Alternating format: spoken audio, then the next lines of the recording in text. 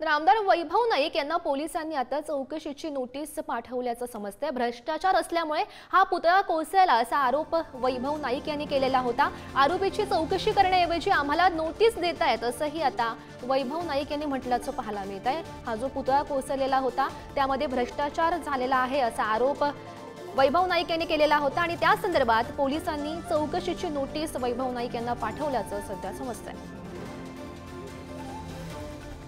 पहिल्या 2 तासामध्ये आपटे आणि पाटील अशा दोघांवर त्यावेळी आरोप झाले होते। त्या 2 आरोपीनंतर कुठलाही एका आरोपीकडे पोलिसांनी चौकशी केली नाही किंवा यामध्ये कोण आहे दोषी याची पोलिसांनी कधी चौकशी केली नाही।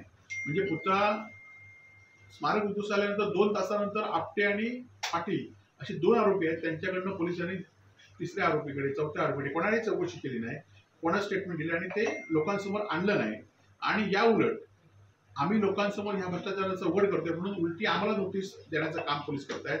निश्चितपणे पोलिसांनी किती नोटीस दिल्या, किती कारवाई केल्या तर ते आम्ही शिवाजी महाराजांसाठी आम्ही त्या घेऊ आणि यामध्ये भ्रष्टाचाराच्या पाठीशी कोण आहेत याचा आम्ही उलगडा निश्चित करू।